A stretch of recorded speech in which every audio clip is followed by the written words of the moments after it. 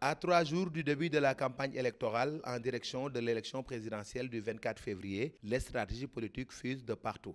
Les dés sont certes jetés, mais difficile de comprendre le landerneau politique actuel que certains analystes qualifient de tourbillon. Actuellement, le landerneau politique aujourd'hui sénégalais est véritablement dans un tourbillon où véritablement on pourrait se poser moult questions, et pour la bonne et simple raison qu'aujourd'hui, au niveau de Benno d'une part et chez les autres quatre candidats déclarés, il y a des recalés. Les recalés, on ne sait pas encore quelle sera leur position.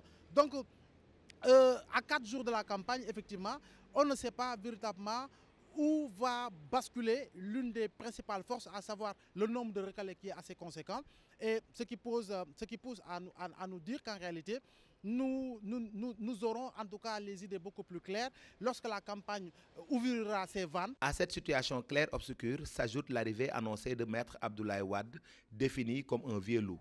Son implication va-t-elle imposer la redistribution des cartes? Effectivement, parce que quand on regarde un tout petit Wade en 2014, et lors de son premier arrivée suite à la perte du pouvoir, nous avons vu une mobilisation exceptionnelle des Sénégalais derrière Maître Abdoulaye Wade. Lorsqu'il s'est agi des élections législatives, c'est pratiquement Abdoulaye Wade qui a basculé une part importante de l'électorat sénégalais du côté de l'opposition. Donc, véritablement, inéluctablement et assez incroyablement, ce vieux qui aujourd'hui a dépassé les 90 ans va véritablement secouer le cocotier électoral si jamais il revient à Dakar. Benno Bokk Yakaar, l'une des coalitions qui totalise le plus de longévité, au rythme où vont les choses, va-t-elle rafler la mise? Il ne faut pas oublier qu'au sortir des élections législatives de 2017, si on regarde un tout petit peu le taux en termes d'électeurs, Benno, sur les 45 départements, n'est majoritaire que dans 16 départements. Dans 29 départements,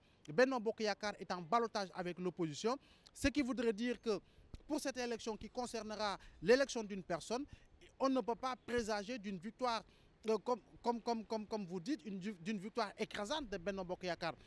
En tout état de cause, il est difficile de prédire une élection.